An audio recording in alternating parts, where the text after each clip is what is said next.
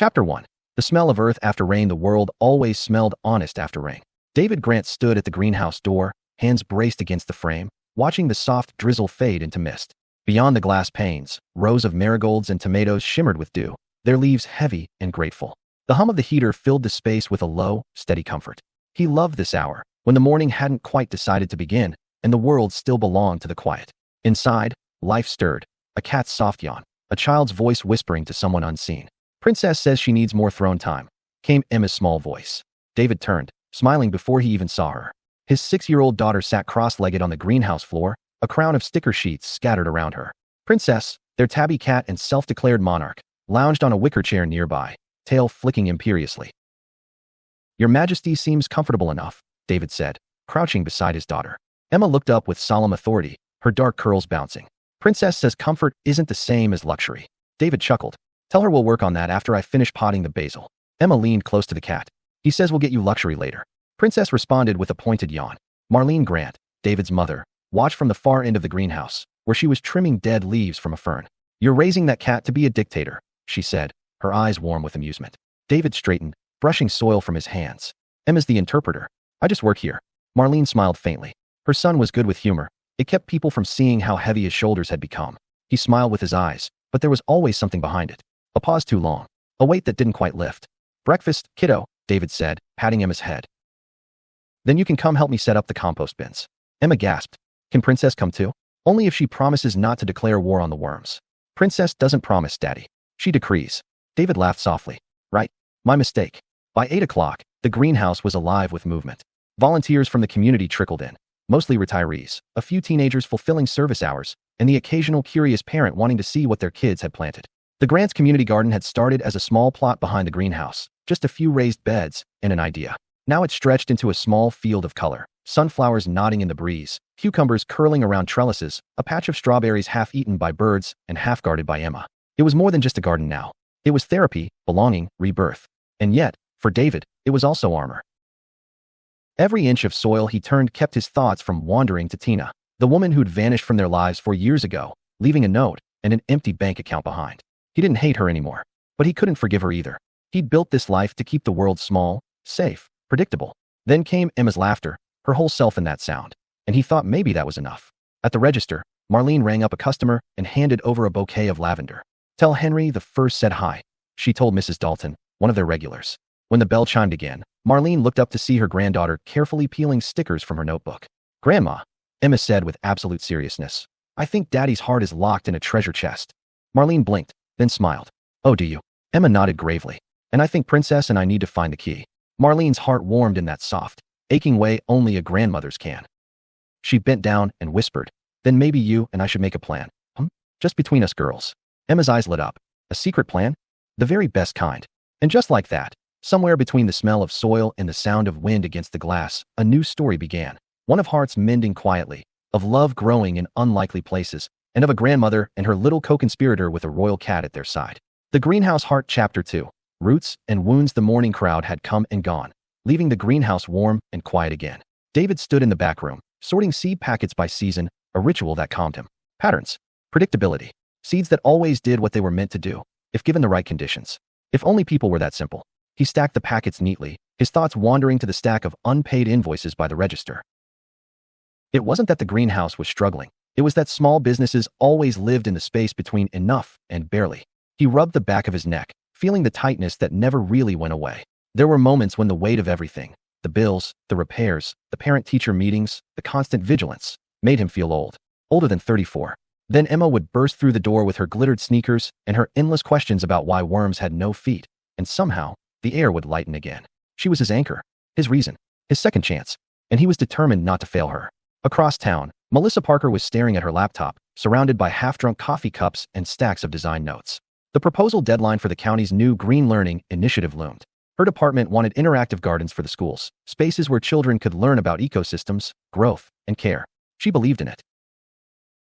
She'd always believed that if you could teach a child to grow something, you could teach them to hope. But belief didn't pay budgets.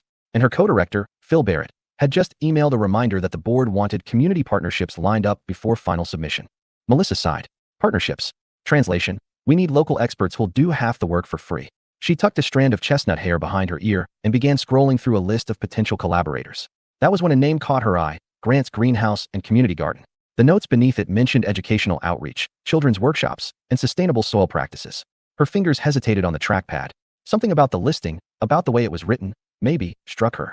A quiet sincerity. No corporate fluff. Grant's Greenhouse. We teach growth the slow way, the way that lasts. She smiled faintly. Whoever wrote that, she murmured, gets it. She didn't know that, at that same moment, David Grant was outside turning compost with a shovel, humming under his breath, the exact man she'd soon be calling for a meeting. Marlene Grant sat on the greenhouse porch later that afternoon, a notebook open in her lap. The pages were already half filled with letters addressed to her late husband, Eddie. She never mailed them, of course. She just liked the way it felt to speak to him on paper. Dear Eddie, she wrote, you'd be proud of our boy. He's steady, strong. Maybe too strong for his own good. He doesn't let anyone see how tired he gets. But Emma, oh, she's sunshine. That child could light up an empty room. She paused, smiling. We're plotting something, you and I. A little nudge for David. I think it's time he met someone who can make him laugh again. The kind of laugh that reaches the chest, not just the mouth. She could almost hear Eddie's soft chuckle in her memory. Don't meddle too much, Mar, he would have said. Love grows best when you don't hover. I know, she whispered aloud. But sometimes a garden needs a little pruning to let the light in. Inside, Emma was sitting on the counter beside Princess, creating what could only be described as a sticker museum. Each sheet of colorful stickers was labeled with serious precision: sparkly stars of friendship, royal cats, happy plants. David walked in carrying a tray of seedlings, sweat darkening his shirt collar. Emma, sweetheart, the counter's not for artistic exhibitions, she offered helpfully. He blinked, then gave in with a smile. Exactly. My mistake. She leaned close, whispering to her cat. Princess says Daddy's too serious today. Princess, David said, deadpan, can volunteer to help with invoices if she's so concerned. The cat blinked slowly, then looked away, tail flicking, royal dismissal. Emma giggled, and David couldn't help but laugh too. Marlene watched from the doorway, her heart softening. Her son had built a world out of patience and care. Now she only hoped someone could see that same beauty in him, not just the man who provided, but the man who felt. That night, after dinner, David tucked Emma into bed. She was already half asleep, her cat curled at her feet. Daddy, she mumbled. Yeah, bug. Do you think Mommy ever thinks about us? The question hit like a shovel to the ribs. He froze, caught off guard by the rawness of it. He brushed her hair gently from her face. I think she does, sweetheart. Somewhere, in her own way. Emma nodded, eyes drooping. Princess says she doesn't know what she's missing. He smiled faintly. Smart cat. He waited until she was asleep before he sat on the edge of the bed, head bowed. The house was quiet. The kind of quiet that reminded him how small their world was. Just the three of them, orbiting one another. He'd made peace with that. Or he thought he had. But later, as he stepped outside and breathed in the night air, a thought passed through him like a whisper. Maybe peace isn't the same as happiness. He looked toward the greenhouse, its windows glowing faintly under the moonlight. Somewhere, far across town, a woman named Melissa Parker was typing an email with his name in it. Mr. Grant, I'm with the county school board, and I'd love to discuss a potential collaboration on our new educational garden project. She hit send, took a deep breath, and smiled. For both of them, something had just begun. The first, quiet shift of roots beneath the surface. The Greenhouse Heart Chapter 3, when paths crossed the rain, had ended just before noon, leaving behind the clean scent of wet leaves and earth. Sunlight filtered through the clouds in soft golden ribbons, catching on the greenhouse glass and turning the whole building into something that looked half real, half memory. David stood at the potting table, trimming the ends of some lavender sprigs for drying. The rhythm of it soothed him. Snip, twist, hang, like the pulse of a steady heart. Marlene, pretending to be busy with invoices she'd already finished, checked the clock for the fourth time in 10 minutes. Expecting a delivery? David asked without looking up. She made a show of shuffling papers. Oh no, just waiting for a guest. From the school board. That caught his attention. He glanced up, one eyebrow raised. The school board. They're planning some kind of garden for the elementary school. Called earlier this week. Said they were looking for some local expertise. I told them you'd be happy to talk. David frowned faintly, setting down his clippers. You told them? Marlene smiled with complete innocence. You're always saying you want to get more kids involved in gardening. Seems like a perfect fit. He sighed. Mom. Don't mom me, she said, breezily arranging a bouquet. You'll thank me later. He doubted that. Still, he brushed off his hands, straightened his shirt, and went to the sink to wash up. He had no idea that Marlene had already wiped the dirt from the welcome mat and placed a small vase of daisies near the register. She wanted the place to look its best, just in case. The chime over the door rang softly. Melissa Parker stepped in, and the world seemed to hush. She paused just inside the threshold, her eyes adjusting to the warm, filtered light. The air smelled of soil and mint, sunlight, and something faintly sweet. Her hair, deep chestnut, damp from the earlier rain, curled slightly around her face. For a moment, she simply breathed. It smells like summer in here, she said softly. Marlene smiled from behind the counter. That's how we know we're doing it right. She came around, wiping her hands on her apron. You must be Melissa. Welcome to Grant's greenhouse. Melissa returned the smile, her shoulders relaxing. Thank you, Mrs. Grant. I really appreciate you making time for me. Oh, you can thank my son for that. David. The name was spoken with deliberate volume, and David appeared from the back room, towel slung over one shoulder. Hi, Melissa said, offering her hand. Melissa Parker, County School Board. We spoke by email. David hesitated just long enough to be self-conscious, then took her hand. Right, David Grant. Good to meet you. His palm was rough, warm, steady. Hers was soft, but sure. When their eyes met, something passed there, quiet recognition, the faint surprise of seeing something you didn't know you were looking for. He released her hand too quickly. So, you're here about the school garden project? Yes, she said, smiling, recovering first. We're trying to create an outdoor learning space at the elementary school. Science, ecology, life cycles, the works. I wanted to see how your community garden operates. It's one of the best models in the county. Marlene busied herself at the register, doing absolutely nothing useful, but keeping close enough to hear. David nodded, gesturing toward the rows of plants. I can give you a tour, if you'd like. I'd love that. They moved through the aisles between rows of green, basil, thyme, ferns, a tangle of flowering vines that climbed lazily toward the ceiling beams. The air was warm, humid, alive. As they walked, David found himself talking more than usual. About how the community garden started, how kids learned to measure plant growth, how they use compost tea instead of chemicals. Melissa listened intently, occasionally asking questions that revealed she'd done her homework. She wasn't just being polite, she cared. That's incredible, she said, touching the edge of a leaf. You've built something that teaches kids patience. The world doesn't make much time for that anymore. David smiled faintly. Plants don't rush for anyone. Maybe we could all use a little of that, she said quietly. He glanced at her then, noticing the tiredness around her eyes. The same kind he saw in the mirror some mornings. The kind that comes from trying too hard for too long. For a moment, silence filled the space, comfortable, fragile. From the corner of the room came a faint, imperious meow. Melissa turned to see a tabby cat perched on a chair, tail flicking with royal precision. And who's this? She asked, amused. David's lips twitched. That would be Princess. My daughter's cat. Self-appointed ruler of all she surveys. As if on cue, Emma appeared from behind a row of tomato plants, clutching a sticker sheet. Princess says you're a guest, so you're allowed to stay. Melissa knelt to her level. I'm honored. And who are you? Your Majesty's interpreter. I'm Emma, the girl said proudly. Do you like stickers? I love stickers. That was all it took. Within seconds, Emma was pulling out her prized collection, showing off the sparkly stars of friendship set. Princess watched with an air of regal tolerance. David rubbed the back of his neck. Sorry, she gets a little enthusiastic. Don't be, Melissa said, still smiling. She's wonderful. And when she looked up at him, he caught something in her eyes, a light that reached places he'd forgotten existed. When Melissa finally left that afternoon, Marlene walked her to the door. Thank you again, Melissa said. You've built something beautiful here. We've tried, Marlene said with a wink. And you're welcome back anytime. Maybe for coffee? My treat. Melissa hesitated, glancing toward the back where David was cleaning up. That would be nice. As the door closed behind her, Marlene turned toward her son, who was standing by the basil plants, pretending not to watch Melissa's car pull away. You like her? She said simply. He blinked. I just met her. Marlene smiled knowingly. That's usually when it starts. He shook his head, muttering something about meddling mothers, but the faint color in his cheeks betrayed him. That night, long after the greenhouse lights were off, David sat at the kitchen table with a cup of coffee, staring at his phone. He wasn't sure why, but he opened his email, just to see if she'd written. She hadn't. Not yet. Still, he smiled to himself, just a little. Outside, the wind rustled through the garden beds. Somewhere in the dark, new roots were taking hold. The Greenhouse Heart Chapter 4, coffee, plans, and other dangerous things. The next few days passed in their usual rhythm. Watering schedules, supply deliveries, and Emma's endless chatter about stickers and cats, and the important business of ruling Princess's kingdom. But somewhere under the normal noise, David felt something shifting. Every time his phone buzzed, he caught himself half hoping it was Melissa. He told himself it was professional interest. He'd just enjoyed their discussion about soil and sustainability. That was all. It was the kind of lie you could almost believe if you said it fast enough. By Thursday afternoon, the smell of coffee mingled with the earthy scent of potting soil. The greenhouse's small cafe corner, a few tables under hanging ferns, had become one of the town's quiet meeting places. David was behind the counter, wiping it down, when the bell over the door chimed. He looked up. Melissa Parker stood there again, wearing jeans and a light blue blouse, hair pulled back, but with a few stubborn strands escaping. She looked less like a school board official and more like herself, whoever that was. Hey, she said, smiling. I hope it's okay I stopped by. I wanted to go over some ideas for the school garden project. Of course, he said, and then, realizing how fast the words came out, slowed down. Yeah, always time to talk gardens. Her smile deepened just enough to make him forget whatever he was going to say next.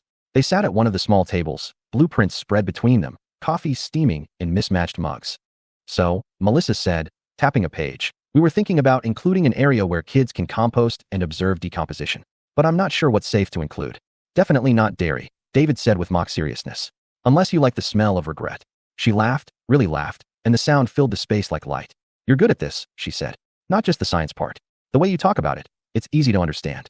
You'd make a great teacher. He shrugged, looking down at his mug. I don't know. I just like seeing people figure things out. Watching something grow. That's teaching, she said quietly. For a moment, the air changed. Something unspoken threaded between them. Respect, curiosity, the faint pull of recognition. He cleared his throat. What made you want to start this project? Her eyes softened. My mom was a teacher. She used to say that if you want to give a kid hope, give them something to take care of. A plant, a pet, even a rock. It's not about the thing. It's about learning to nurture. David nodded slowly. Your mom sounds like she knew what she was talking about. She did, Melissa said. Then her voice dipped, softer. She passed away 3 years ago. He looked up, the sincerity in his expression almost too steady. I'm sorry. It's okay, she said. I think about her when I work on stuff like this. Feels like keeping her close.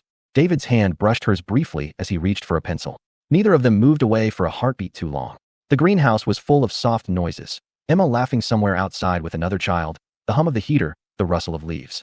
It felt strangely intimate, like the space itself was holding its breath for them. From the back counter, Marlene watched with undisguised delight. She'd been restocking the seed display for the past 15 minutes, though she hadn't replaced a single packet. When Emma came bounding in, she bent down quickly. Grandma, are we spying? Emma whispered. Of course not, Marlene said.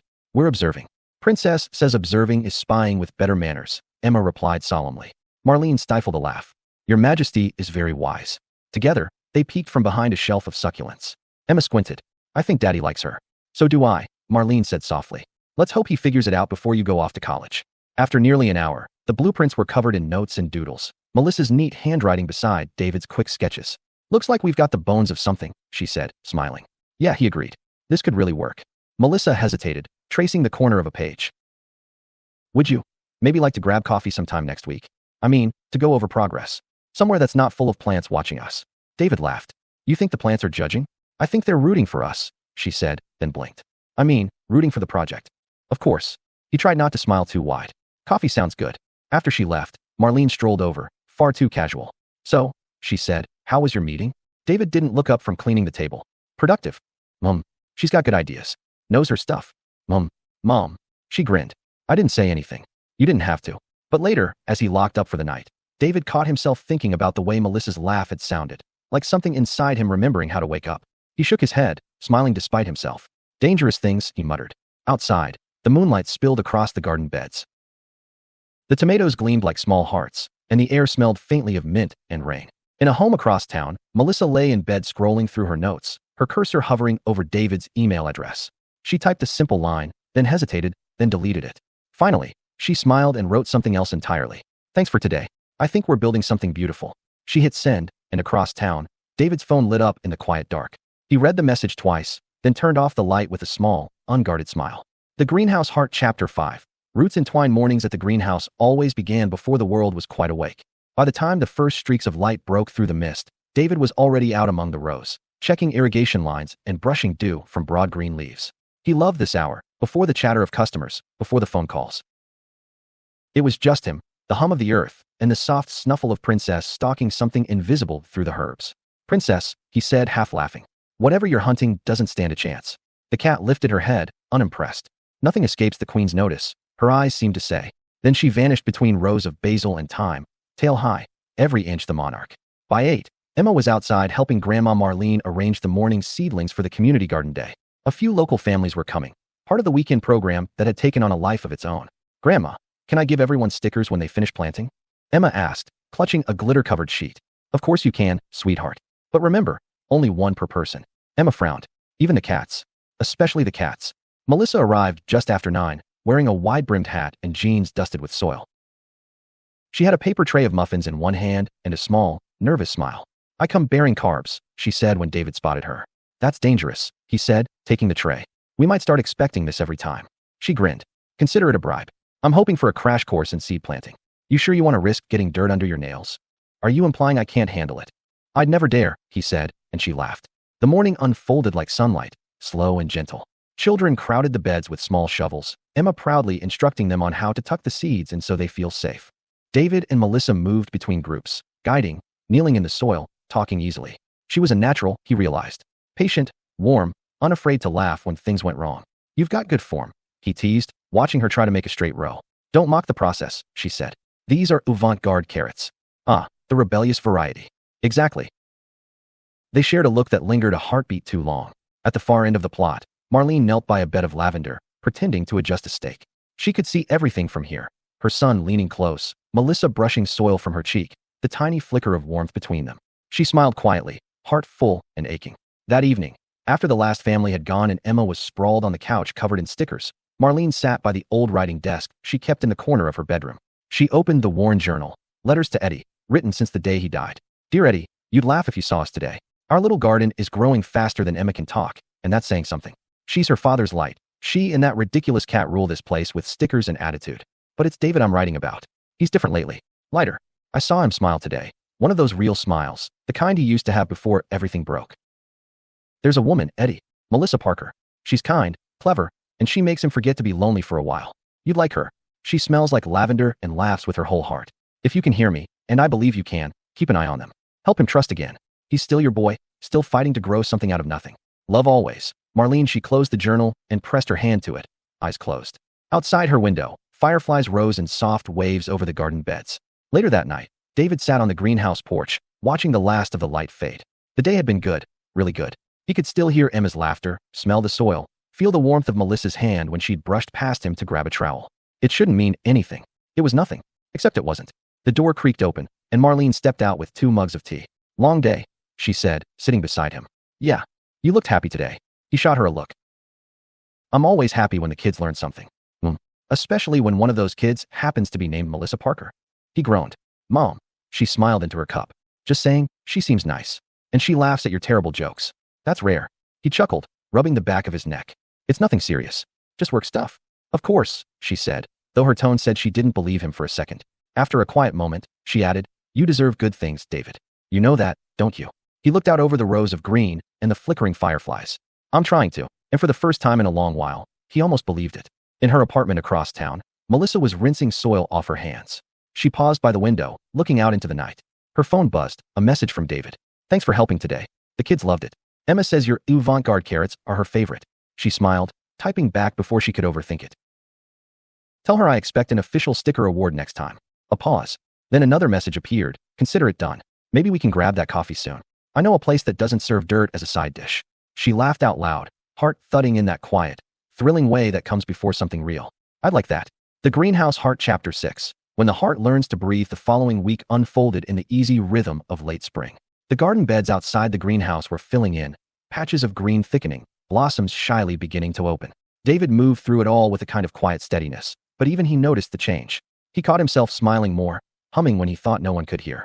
When Emma asked why, he'd shrugged and said something about good soil. The truth was more complicated. Good soil, yes. And Melissa Parker. She met him that Saturday morning for coffee. The cafe was tucked at the edge of town, the kind of place that smelled like roasted beans and cinnamon. Old photographs lined the walls, families, farmers, small-town parades. David arrived first, already nursing his mug, trying not to look like he'd checked his watch 3 times. When Melissa walked in, sunlight trailed her through the doorway. She wore a cream sweater, her hair loose, eyes bright. He stood without thinking. Hey, she said, smiling. I hope I'm not late. You're early, he said, then realized he sounded far too eager. I mean, you're right on time. Her laughter loosened the air between them. They found a table by the window, mugs warming their hands. The conversation slipping easily between talk of the project, of Emma, of small-town quirks and childhood stories. He told her about growing up in the greenhouse, how his father used to hum when he watered plants, how he'd thought the sound lived in the soil somehow. She told him about her mother's garden, the way she used to name every flower, as though they were students in her class. I used to think love was like that, Melissa said softly.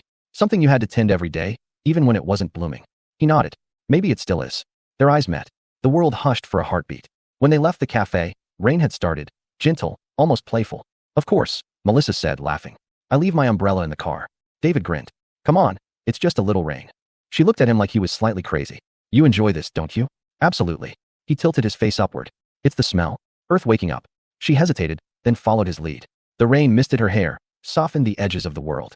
For a moment, They just stood there, not saying anything, the sound of rain and the scent of wet earth wrapping around them. I see why Emma loves this, Melissa murmured. She calls it sky watering the world, David said. Melissa smiled. That's beautiful.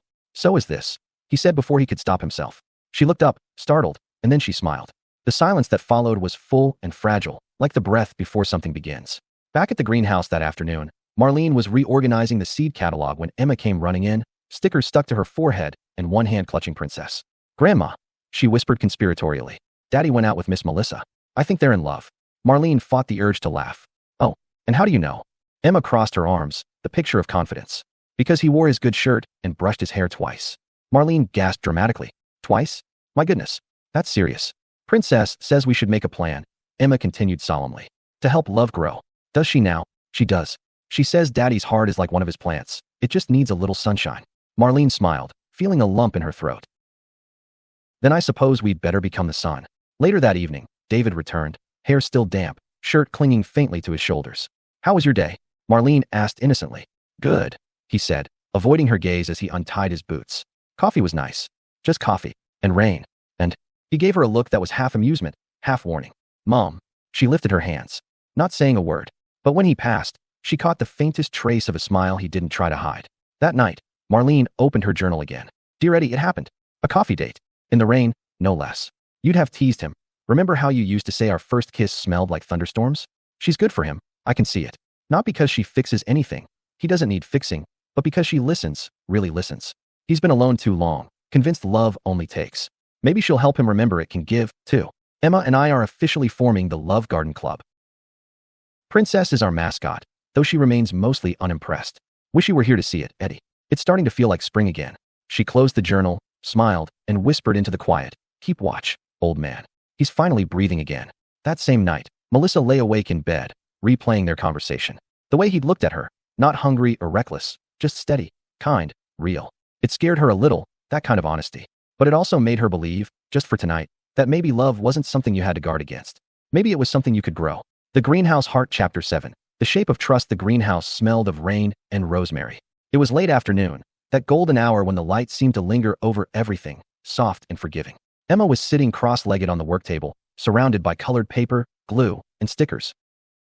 Princess, her furry assistant, had claimed a sun-warmed corner and was doing her best impression of an uninterested queen. Miss Melissa said she'd come help me with my science project, Emma told her grandmother, arranging a sheet of glitter stickers in precise rows. It's called The Life of a Plant, and I'm going to make a diorama with real dirt. Real dirt, Marlene said, smiling. Not pretend dirt. Real dirt, Emma confirmed. Daddy says dirt is where magic happens, and Miss Melissa says worms are nature's gardeners. Princess yawned, clearly unimpressed by worms. Marlene hid a smile. She loved these small domestic moments, the hum of normalcy, the soft rhythm of family life. But lately, there was something new in the air too. A current of quiet possibility. Melissa arrived just after 5, her bag slung over her shoulder, hair still damp from a late shower. Hey, she greeted warmly. I come bearing snacks and poster board. Miss Melissa. Emma ran to her, nearly knocking her off balance. You came. Princess was waiting. She pretended she wasn't, but she was. Of course, Melissa said solemnly, crouching down. Every queen needs her loyal subjects. Princess blinked, clearly deciding whether to tolerate the human. Finally, she gave a small, regal flick of her tail, a royal pardon. David came out from the back room, wiping his hands on a towel. Hey, you made it. His voice was casual, but his eyes lingered a little longer than they should have. Wouldn't miss it, Melissa said, and their smiles met halfway. They worked at the big table together, Emma dictating, Melissa writing, David helping cut shapes for the diorama. The air filled with the scent of paper glue and the soft sound of scissors snipping. So, Melissa said to Emma, what's the most important part of your project? Emma thought hard. The roots. Why the roots? Because that's what holds everything together, she said. Even if you can't see them. Melissa exchanged a glance with David. His expression had softened, something wistful, proud, and a little bit sad. Smart kid, she murmured. She gets it from my mom, he said lightly. Marlene, who was organizing seed packets nearby, smirked. Flattery will get you dinner, son. Melissa laughed, and the sound made David's pulse do a strange, unsteady thing. When the project was finished, paper leaves, labeled roots, stickers carefully arranged, Emma clapped her hands in delight. Perfect, she announced. It's alive. It's definitely something, David said, amused. Can Miss Melissa stay for dinner? Emma asked suddenly. Please? Princess says it's rude to make guests leave hungry. Melissa hesitated, eyes flicking toward David. He smiled, a little nervous but sincere. You're welcome to stay. We've got fresh bread, and Mom made soup. She nodded, feeling her chest warm. Then I'd love to. Dinner was laughter and warmth.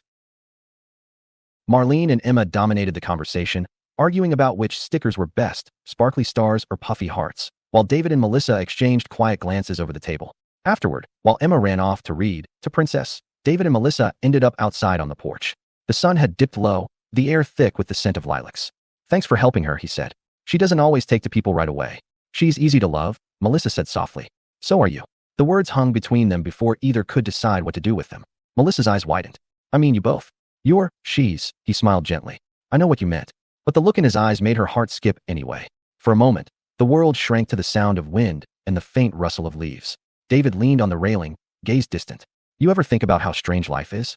How something can fall apart completely and still give you room to grow something new? She nodded slowly. All the time. My ex, Tina, she left when Emma was 2. Melissa's breath caught. I didn't know. Yeah. He exhaled, steady but tired. I thought we had a good life. Then one day she was just gone. Took the money, the plans, everything I thought I was. I keep telling myself I forgave her, but sometimes it still stings. She looked at him, heart aching, not with pity, but understanding. It's not about forgiving her, David. It's about forgiving yourself for trusting someone who broke it. He turned to her, eyes meeting hers in the dim light. And you? Who broke yours? Melissa hesitated. Then she smiled sadly. Someone who taught me what love shouldn't feel like. I guess we both had to learn the hard way. They stood there, silence full and fragile. Then, slowly, she reached out and touched his hand. It wasn't much, a brush of skin, a question without words. He didn't pull away. The stars came out one by one above them, and for the first time in years, both of them felt like they could breathe again. Inside, Marlene peeked through the window. Emma was asleep on the couch, Princess curled like a crown at her feet. Marlene smiled, heart full, and whispered, roots first, blossoms later. The Greenhouse Heart Chapter 8. The things that bloom in silence. The week after Emma's science project was finished, the world seemed to stretch and breathe a little wider. The mornings came soft and full of sunlight, the greenhouse windows fogged with warmth, and David felt, if not quite peaceful, then something close. He found himself waiting for Melissa's texts more than he wanted to admit. She always had a reason, questions about the garden project, updates from the school board, but underneath the practical words, there was a rhythm to their messages now, a familiarity. The kids loved planting beans today. One said it felt like burying treasure. They're not wrong, he'd replied. If treasure sprouts and needs watering, yours usually does. That line had sat in his chest longer than it should have. The following Friday, the elementary school held its annual science fair. The gym smelled of crayons, sugar, and too many poster boards. Children's voices overlapped in a happy, chaotic chorus. Marlene stood with David, both of them trying to keep Emma's project table from collapsing under the sheer weight of glitter. It's beautiful, sweetheart, David said, crouching beside her display. You did an amazing job. Emma beamed. Miss Melissa helped. She said roots are the secret heroes of the plant world. That's what I told the judges. As if summoned, Melissa appeared from the other side of the room, carrying a clipboard and that easy smile that reached her eyes. Everything looks perfect, she said, leaning down to Emma. You're going to win for sure. Emma puffed up proudly. Princess says I already won because my roots sparkle. David chuckled. Hard to argue with that. Melissa's eyes met his over Emma's head, and for a heartbeat, the noisy gym faded away. There was just that look, quiet, steady, full of something unspoken. When the winners were announced later, Emma's project earned a blue ribbon for Most Creative Presentation. She squealed so loudly that Princess, waiting at home, would have heard it. David lifted her high into the air while Marlene clapped and Melissa took pictures with her phone, laughing so hard she had tears in her eyes. Afterward, the 4 of them, 5, counting the cat waiting at home, celebrated with ice cream at a small shop near the pier. Emma ordered the largest sundae possible, Marlene a sensible cone, Melissa a single scoop of mint chocolate, and David, whatever was left of Emma's after she'd eaten all the whipped cream. It was the kind of night that made ordinary things feel sacred. The sound of waves, Emma's sticky grin, Melissa's laughter under the string lights. When Melissa brushed a smudge of chocolate from the corner of Emma's mouth, David's chest tightened with something warm and dangerous. He caught himself looking at her hand, then at her face, wondering how something so simple could feel like the beginning of everything. A few days later, the greenhouse was buzzing again. The community garden plots were in full swing, and Marlene, never one to leave well enough alone, had decided to host a spring open day. She said it was for the community. Everyone else knew it was also a not-so-secret opportunity to accidentally invite Melissa. The plan almost worked. Saturday morning dawned bright and breezy. Marlene had put up banners. Emma was distributing flower-shaped stickers to anyone who stood still long enough, and Princess had stationed herself on the checkout counter, looking every bit the feline overseer. David was busy setting up a new compost demonstration when he heard the familiar sound of Melissa's voice. Morning, everyone. He turned just as she walked in. Jeans rolled at the ankles, hair in a loose braid, carrying a tray of muffins again. I brought snacks, she said, smiling. You really don't have to keep feeding us, he said. Oh, I'm just bribing my way into the best plants, she teased. It was light, easy, until Marlene, bustling behind the cash register, called out much too loudly. Melissa, dear, I told David you'd be coming. He said he hoped you would. David froze. Melissa's eyebrows lifted. Marlene pretended to rearrange a display of seed packets, humming innocently. I might have said that, David managed, rubbing the back of his neck. Melissa's lips curved. Well, then I'm glad I didn't disappoint. The tension dissolved into laughter, but David shot his mother a look that said, I know what you're doing. Marlene smiled sweetly and kept humming. By afternoon, the open day was in full bloom. Children planting herbs, neighbors sipping lemonade, the hum of bees and laughter mixing with the soft murmur of leaves. Melissa spent most of the day helping Emma at the sticker station, where every child who planted a seed earned one of Emma's prized sparkly creations. Miss Melissa, Emma said between customers. Princess says you can stay in her kingdom anytime. That's a high honor, Melissa replied gravely. Do I need to bring tribute? Just tuna. Lots of tuna. They both laughed, and David, watching from across the greenhouse, couldn't help smiling. It was a strange kind of happiness, gentle, unhurried, with no grand declarations. Just small things, steady and real. When the last guest drifted away and the sun sank low, the greenhouse felt calm again, warm light stretching across rows of green. David and Melissa stayed behind to help clean up. They worked side by side, packing chairs, stacking crates, sweeping stray soil. It wasn't silence exactly, more like the quiet between two songs. Your mom's event was a success, Melissa said, handing him a broom. Yeah, he said. She's persistent. That's one word for it. He chuckled. Sorry about that, by the way. She can be endearing? I was going to say relentless. Melissa smiled, tucking a loose strand of hair behind her ear. It's fine. Honestly, it's kind of nice to see a family that actually likes each other. He paused. You didn't have that? She hesitated, then shrugged. My parents were great, but they were busy. After my mom passed, it was just me and my work. Kind of forgot what it feels like to belong somewhere. David leaned on the broom handle, his voice softer now. You do belong. At least here, you do. She looked up, startled. David. He didn't move closer, but the air between them did. It thickened, hummed with quiet promise. Thank you, she said finally, her voice barely above a whisper. He smiled. For what? For meaning it. That night, after she left, Marlene found David still standing by the door, watching the last trace of her taillights fade down the road. You like her, she said gently. He sighed. Yeah, maybe too much. There's no such thing as too much when it's right. He smiled faintly. You sound like Dad. Marlene's eyes softened. He'd like her, you know. I know. He turned off the lights, and together they stepped out into the cool night air, the scent of blossoms trailing behind them. At home, Melissa fed her cat, curled up on the couch, and let herself exhale. She thought about David's hands, steady and warm, about Emma's laugh, about Marlene's knowing smile. And for the first time in years, she didn't feel alone. She looked out her window at the darkness, where somewhere not far away, another light still burned behind greenhouse glass. Something was growing there, not just in the soil, but in the spaces between words, in the silences that felt safe. Something patient. Something true. Chapter 9. The weight of rain. The storm rolled in without warning. One moment the sky was a deep blue quilt. The next it was a bruise-colored mass of clouds pressing down on the town. The first thunderclap rattled the greenhouse glass, and David's chest tightened with the same unease that always came when nature turned unpredictable. He'd been out back, checking irrigation lines, when the wind picked up hard enough to sting his face with grit. Inside, rows of young seedlings trembled under the force of the gusts. Marlene had already ushered Emma into the house, though the girl had protested. Something about needing to warn Princess that royal carriages don't float. David had smiled at that before the lightning struck. Now he wasn't smiling. The rain came fast and heavy, battering the roof. The gutters overflowed. One of the side vents creaked ominously. Come on, he muttered, running to secure it. Water soaked through his shirt within seconds.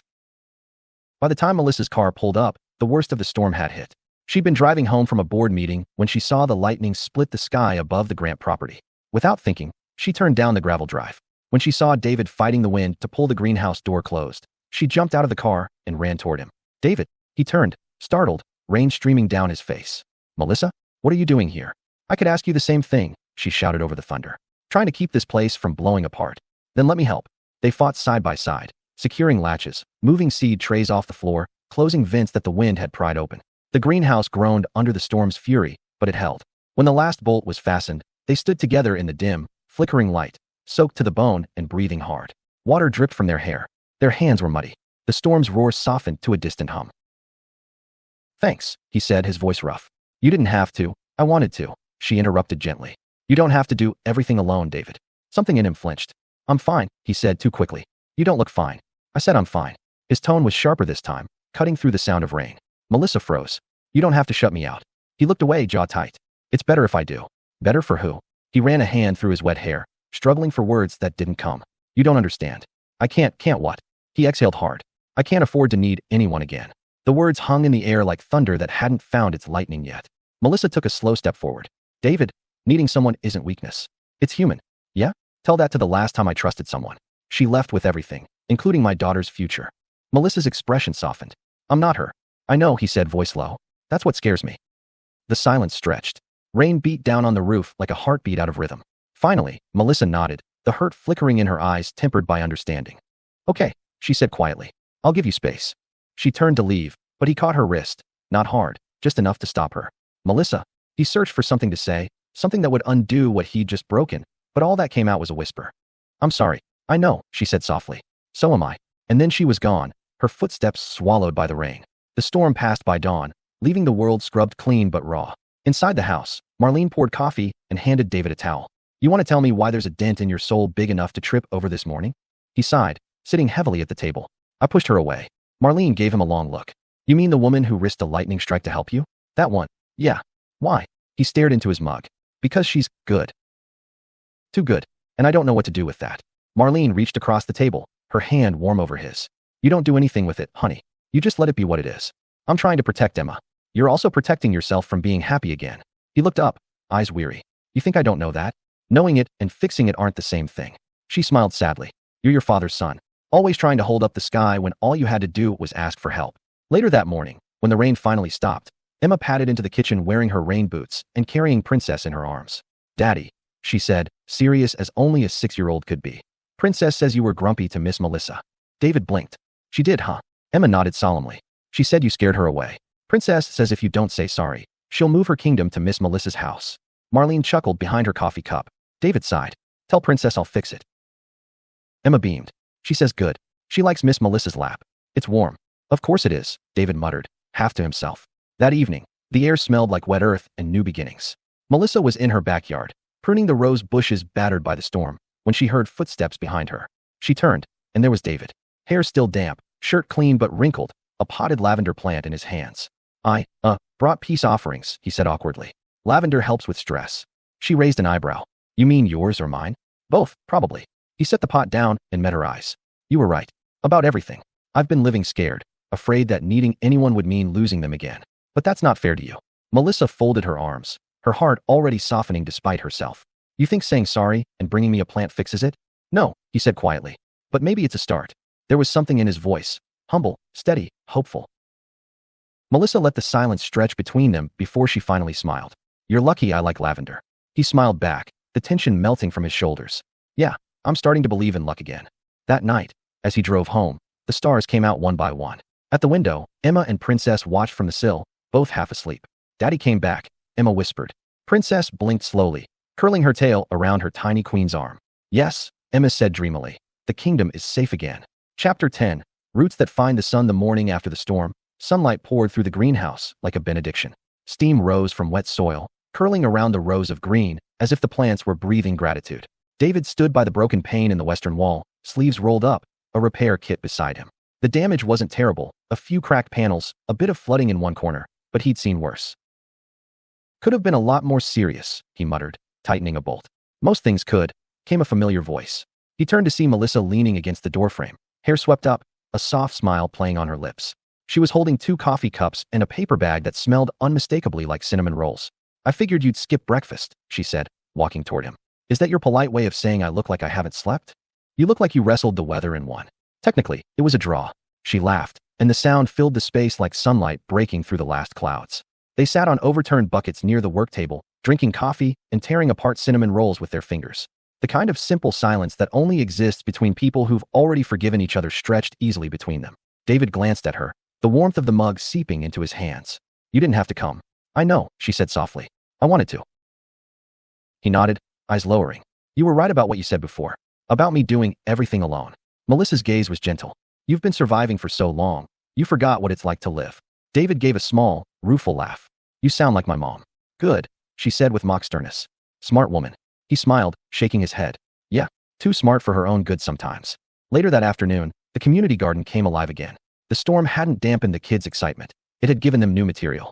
Mud pies, puddle stomps, and worms rescued from flooded soil became the day's adventures. Emma, in her rainbow boots, announced that Princess had declared it Royal Restoration Day. Which means, she said gravely, handing Melissa a sticker shaped like a crown, "You're part of the royal repair team now." Melissa knelt beside her.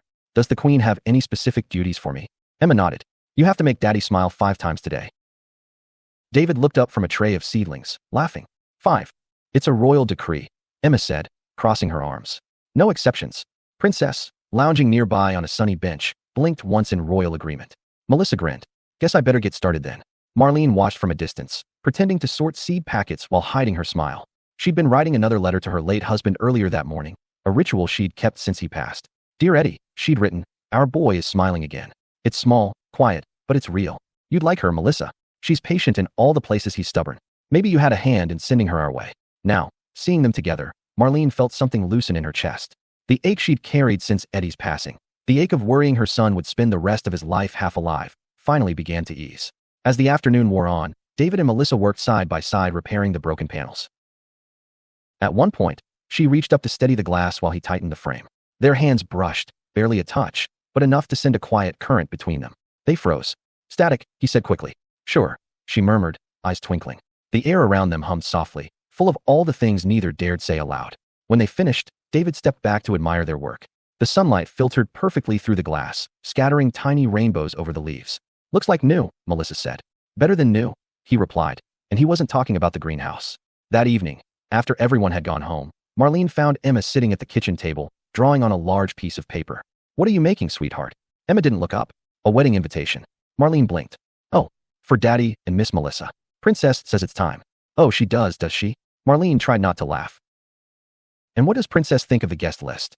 "She says you can come," Emma said matter-of-factly. "But you have to bring tuna." Marlene chuckled. "I'll make sure to RSVP." She leaned down and kissed Emma's head. "You've got a big heart, little one." Emma smiled. "Just like Daddy." Marlene looked at her for a long moment, eyes shining. "Yeah," she whispered. "Just like Daddy."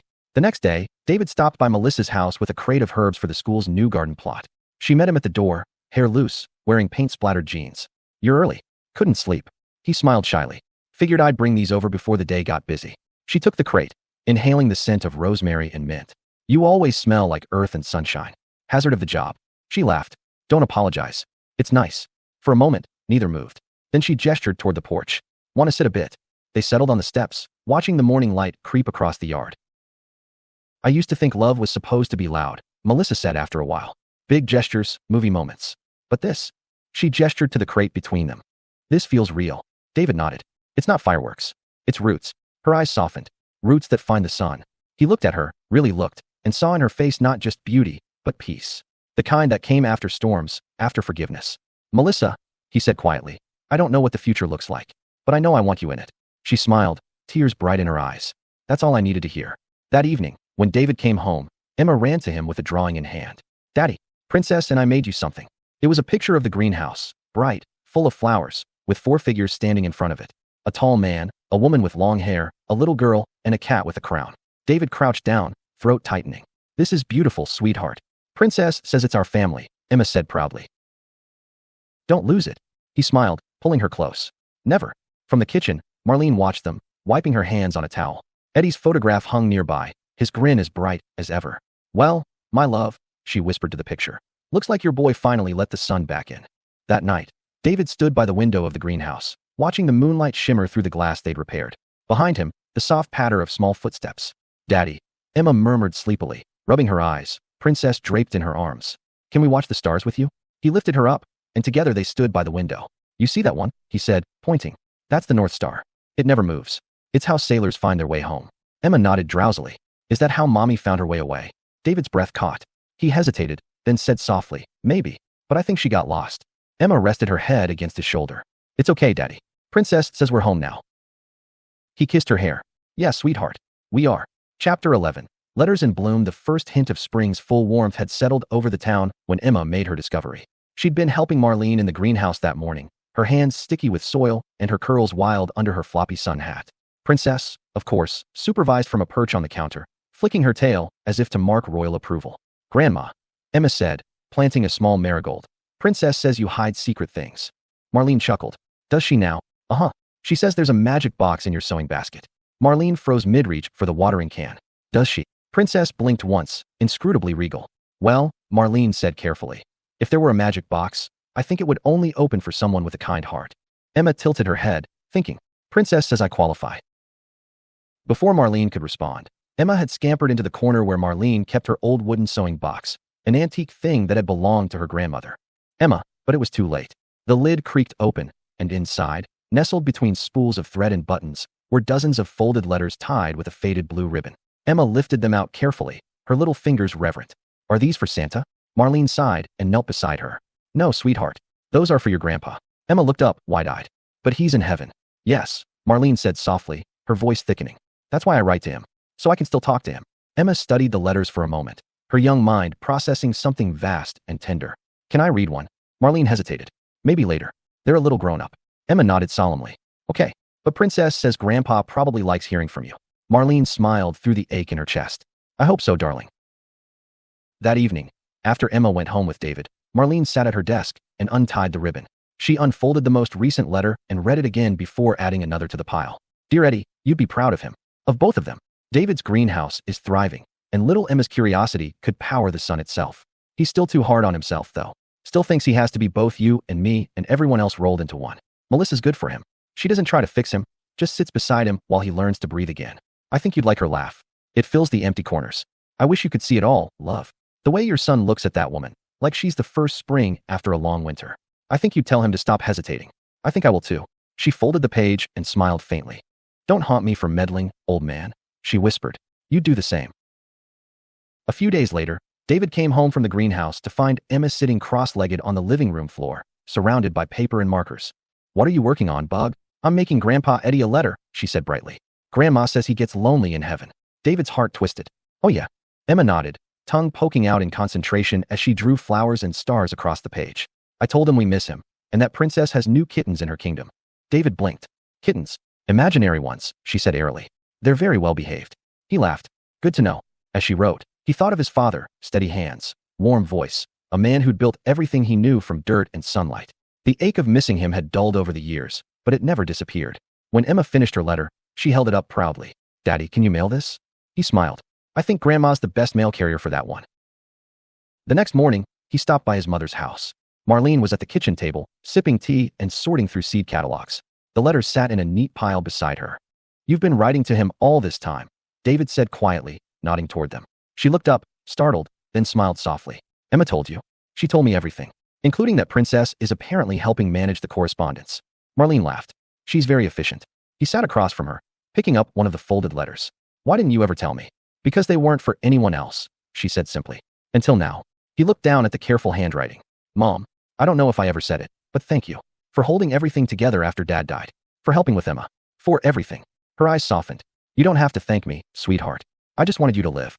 To love again. He met her gaze. I think I might be doing that.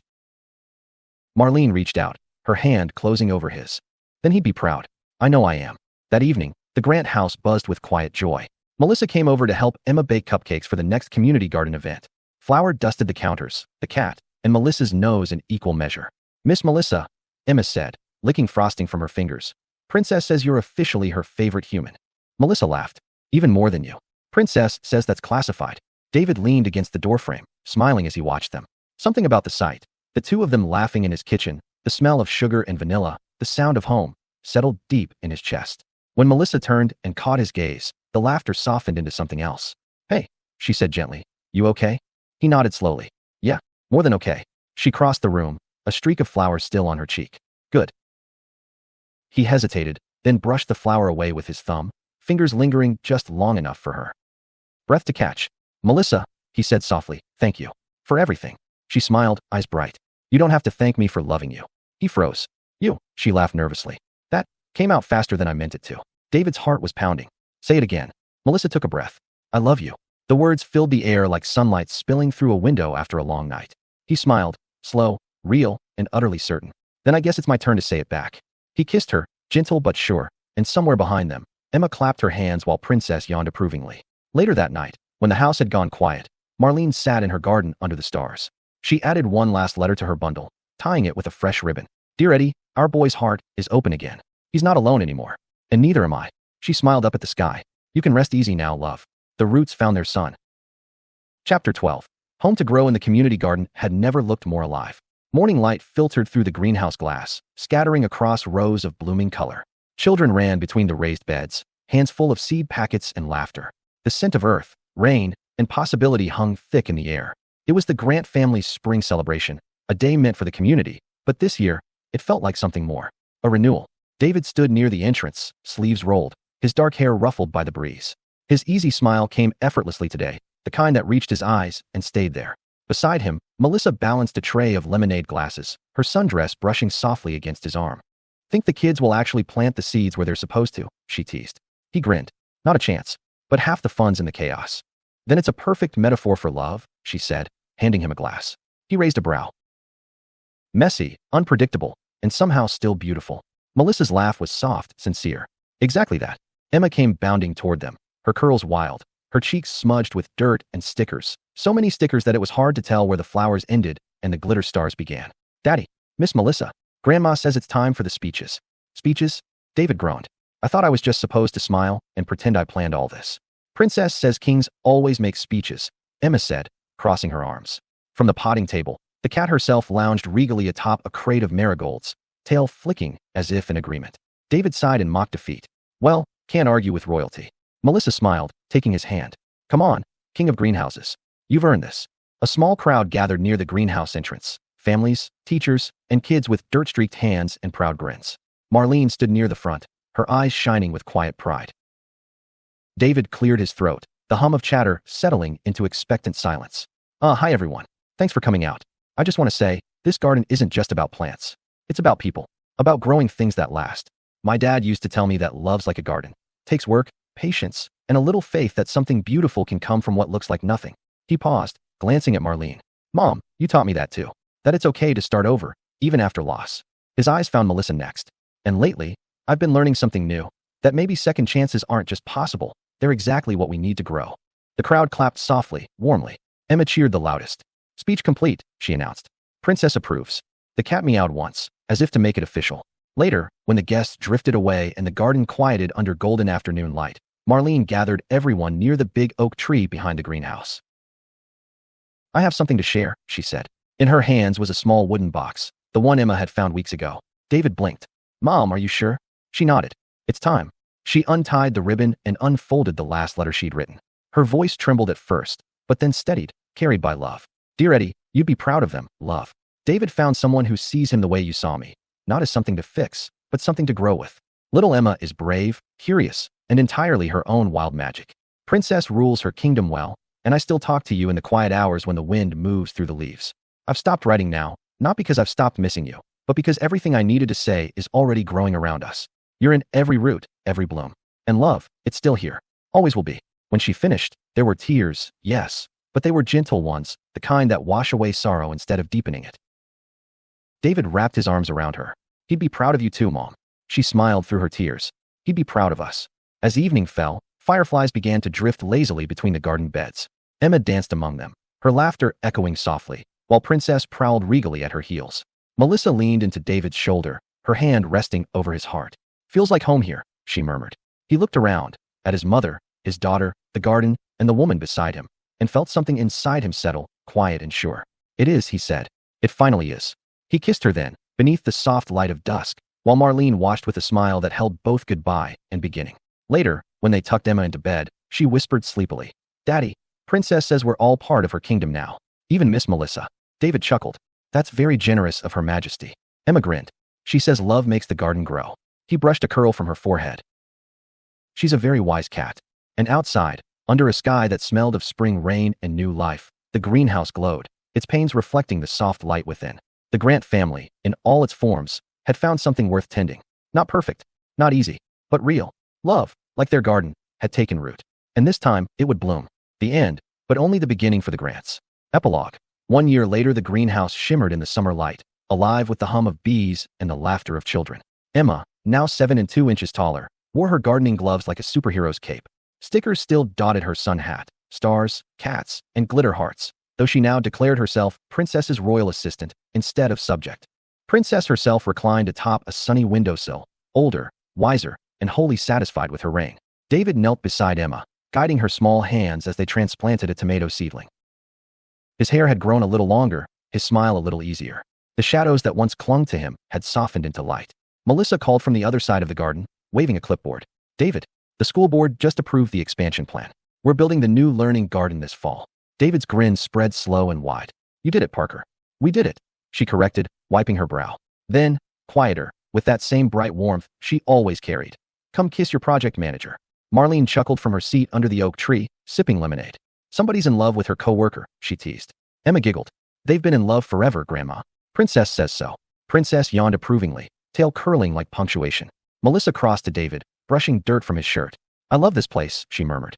It feels like more than a greenhouse. It's home, he said simply. Behind them, Emma was carefully sticking a glitter heart onto a flower pot. In shaky, earnest letters, she had written, for love, so it can keep growing. As the sun dipped low, the Grants gathered under the oak. David, Melissa, Marlene, Emma, and Princess, surrounded by green things that reached always, faithfully, toward the light. And in the rustle of the leaves, Marlene swore she heard Eddie's voice, soft, proud, and smiling. You did good, love. You all did.